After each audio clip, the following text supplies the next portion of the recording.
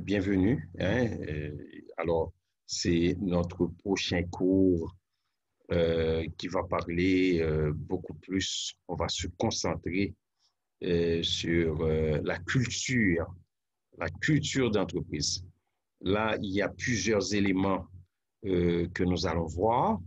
Si vous regardez quand même notre syllabus, hein, vous allez voir qu'on va définir la culture d'entreprise, on va parler des mythes, hein, des légendes, des héros, des idéologies. Ensuite, on verra ensemble que la culture d'entreprise est un objet stratégique. On peut l'utiliser pour pouvoir avoir ce qu'on appelle un avantage concurrentiel, hein. Donc, ensuite, on verra la culture, c'est vraiment un levier de performance.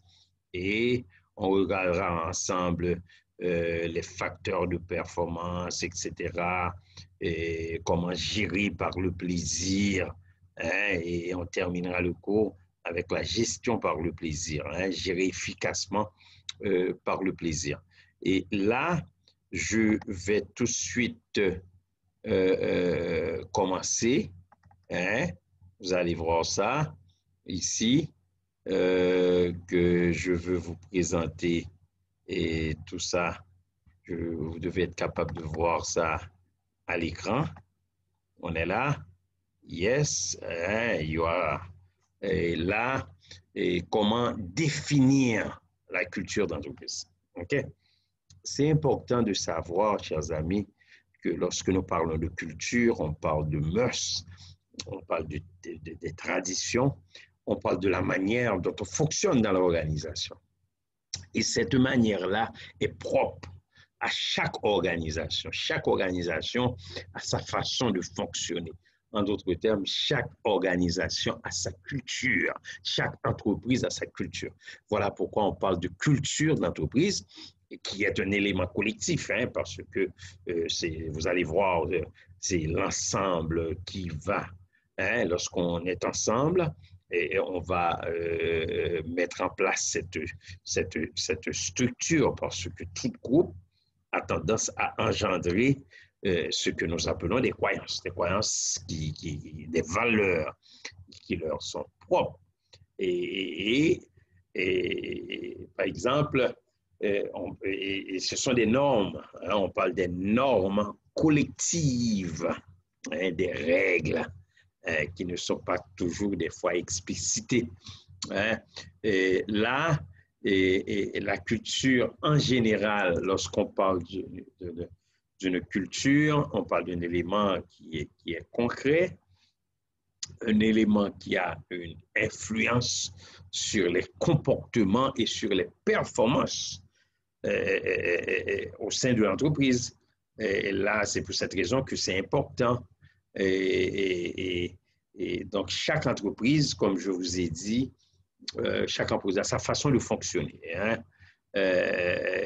Là, l'entreprise va se distinguer dans cette façon d'agir, de réagir aux différentes situations de la vie courante.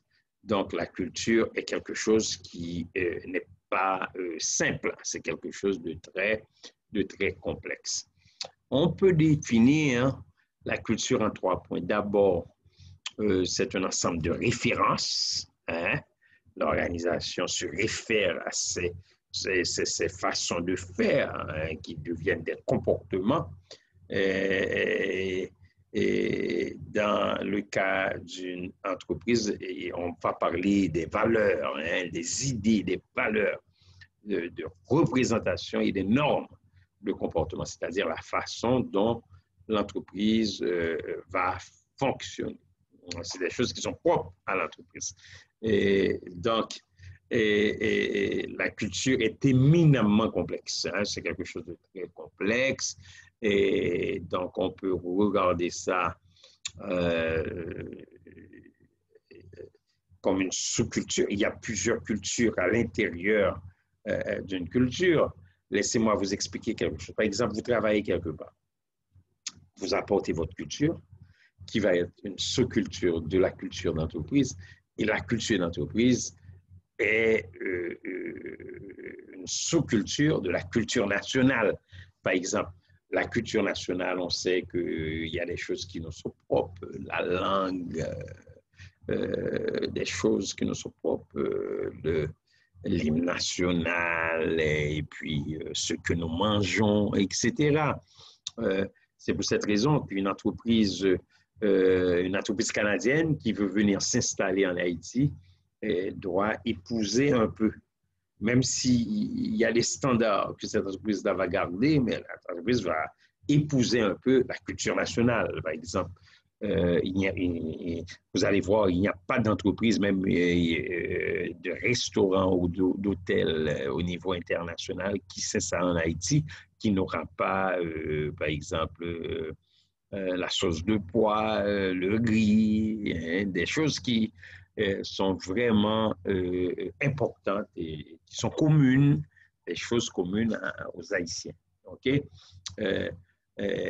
Donc, comme je vous dis, l'entreprise fait partie d'une culture et d'une société plus large. L'entreprise, sa culture va être une sous-culture de la société. Hein?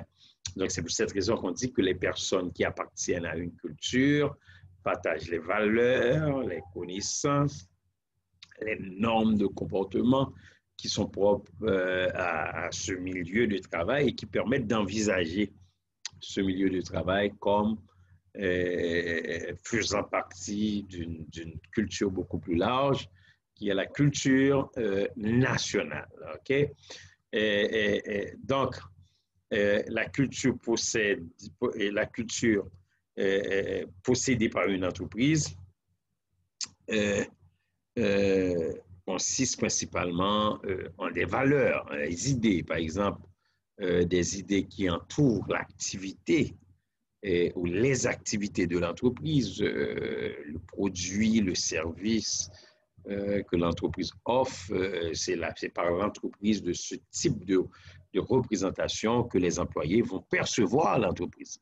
OK? Et, leur travail, ils vont percevoir ça à travers la façon dont l'entreprise fonctionne, leur rôle au sein de l'entreprise. Deuxièmement, je vous ai dit que elle se compose d'un ensemble de références. Deuxièmement, ces références sont partagées par les membres du personnel. Ce sont des éléments, des références qui sont partagées par les membres du personnel. C'est pour cette raison qu'on parle du caractère collectif des normes et des valeurs qui permettent de les considérer comme étant vraiment culturelles.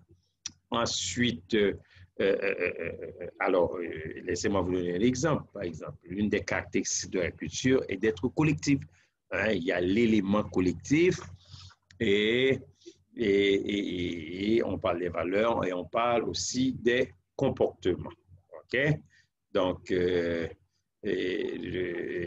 troisièmement, la culture spécifique à une entreprise est en grande partie le résultat, lorsqu'on dit culture, qui est en partie le résultat de l'évolution individuelle de l'entreprise. Ça veut dire la culture n'est pas statique, la culture est dynamique, la culture évolue. C'est ainsi qu'elle se construit une sous-culture distincte et de celle de la société plus large dont cette entreprise-là fait partie. Donc, c'est ça. D'abord, c'est un ensemble de références. Ensuite, ces références sont partagées par un groupe et cette culture-là, qui est spécifique à une entreprise, est le résultat de l'évolution individuelle de l'entreprise. Donc, comme c'est pour cette raison que je vous ai dit que la culture est un élément qui évolue, c'est statique. En conclusion, mettre en lumière la culture d'une entreprise, c'est d'abord éclairer les logiques qui sont sous-jacentes au fonctionnement de l'organisation et celles sous-jacentes au comportement des individus qui en font partie. La connaissance de la culture d'une entreprise, ça va nous permettre de faire quoi? De permettre de comprendre comment l'entreprise fonctionne et pourquoi elle fonctionne de cette façon, de cette manière. OK? Et voilà. Maintenant, nous allons voir les mythes. Lorsqu'on parle des mythes, lorsqu'on parle des héros, on parle de mythes, on parle de héros, on parle de légendes, on parle de tabous, on parle d'idéologie. OK?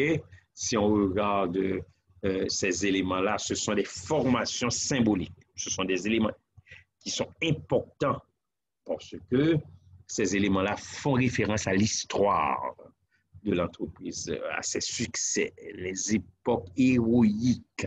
C'est pour cette raison que c'est vraiment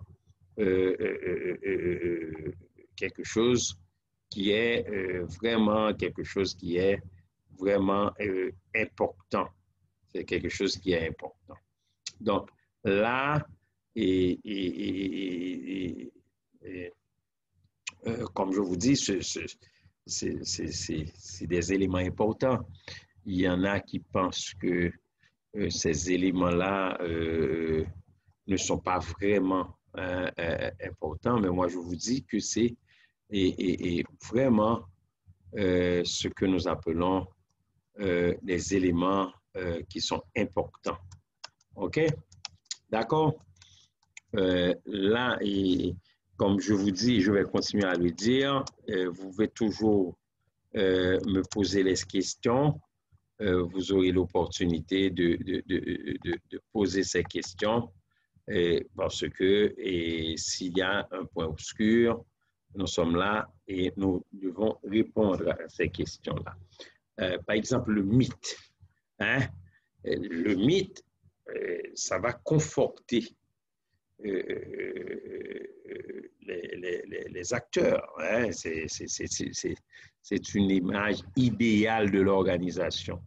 Il y a des organisations où la stratégie résulte d'analyses rigoureuses.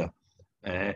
Et là, certains pensent même que le mythe fait partie de l'irréel ou de la fable. En fait, le mythe raconte une histoire idéalisée à partir des faits réels. Donc, c'est un élément important. Ce sont des choses extraordinaires. Par exemple, parler de la machine à vapeur, comment ça c'était dans l'ancien temps, ou des entreprises qui ont pris naissance dans des moments vraiment des moments difficiles. Hein? Il y a une fonction même ontologique, c'est-à-dire l'ontologie, ontos, logos, c'est l'étude de l'être. Il y a même une fonction ontologique de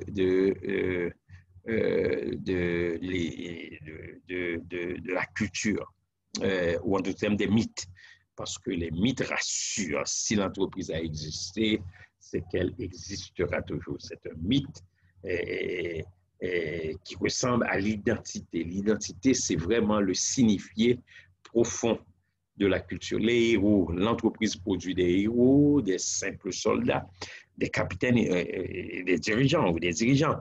Donc, on parle de Stakhanov, par exemple, on dit qu'il est le héros de la productivité soviétique. Hein? Et il y a les rôles qui sont aussi magnifiés de façon spontanée dans des entreprises. Et on raconte que le Club Med, dans le concept de village de vacances, est au cœur du succès stratégique de cette entreprise-là. On dit que le Club Med fait de ses chefs de village des héros, des légendes, des managers, des entraîneurs d'hommes. Donc là, ce sont des rôles qui sont magnifiés de façon spontanée. Ces gens-là deviennent vraiment des héros. Les rites sont liés au mythe. Okay? Ils prennent l'expression réitérée d'actes qui se répètent. C'est pour cette raison qu'on dit que le respect strict du rite correspond à une volonté de se rassurer. L'entreprise se rassure. L'entreprise manifeste son appartenance à un groupe. Des pratiques, par exemple, les pratiques rituelles, une grande messe, avant de présenter les états financiers, avant d'ouvrir une autre succursale, il y a des prières qui se font. Ce sont des rituels, des choses, c'est pas mystique là, c'est rituel, des rites qui sont des éléments importants pour l'entreprise. Par exemple, on chante l'hymne national avant de présenter les états financiers. Ce sont des pratiques rituelles qui sont des éléments importants pour l'entreprise. Les tabous renvoient à la peur, des événements catastrophiques, par exemple le tremblement de terre. Les gens qui ont survécu le tremblement de terre ou un tremblement de terre savent que c'est un élément catastrophique. L'entreprise qui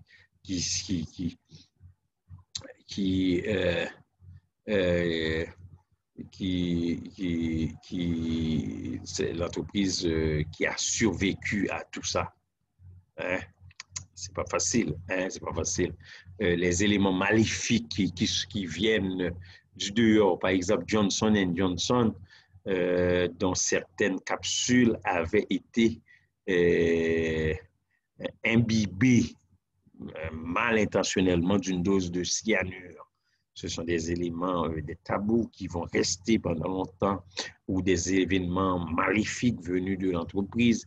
Il y a Procter & Gamble qui a dû retirer de la vente un tampon périodique, Wiley, que il y avait une rumeur soupçonnée d'être que ces tampons-là pouvaient causer d'infections graves. Donc là, tout cela pour vous dire que ce sont des tabous, des éléments qui renvoient directement à la peur dans l'organisation. Donc là, c'est important, chers amis, de pouvoir savoir que vraiment, ce sont des éléments importants, mais des éléments qui parlent de l'histoire de l'entreprise. OK? La culture est vraiment un levier de performance, des mythes fondateurs, des croyances. Plus une culture est forte et bien arrimée, bien arrangée aux mythes fondateurs, plus il est difficile de le faire évoluer. Mais la culture, comme je vous dis, peut donner un avantage concurrentiel, un levier de performance. Si elle favorise, elle valorise les pratiques, et ça peut aider l'entreprise à avancer. Mais s'il n'est pas bien arrimé, s'il n'est pas bien arrangé, ça peut vraiment amener un certain nombre de dysfonctionnements d'irritants dans l'entreprise. OK? D'accord? Pour qu'une culture soit performante, voici, d'abord, elle doit promouvoir les valeurs. C'est important. Les valeurs. Et ensuite, elle doit veiller à porter autant d'attention aux actionnaires, aux clients et aux employés. Ce sont des acteurs importants. Je pourrais même mettre des fournisseurs. D'attention aux actionnaires, aux clients et aux employés.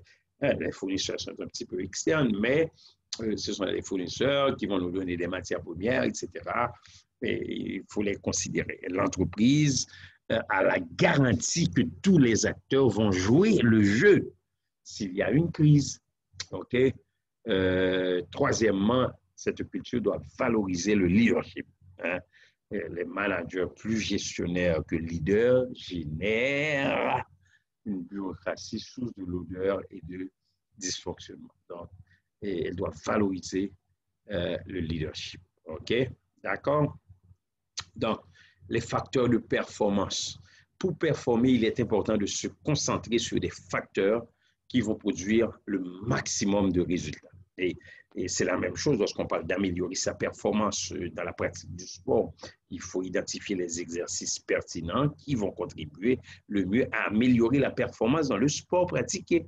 Si vous êtes bon dans les tirs de pénalité, vous ne pouvez pas, lorsque vous allez pratiquer, vous ne pouvez pas seulement tirer des pénalités.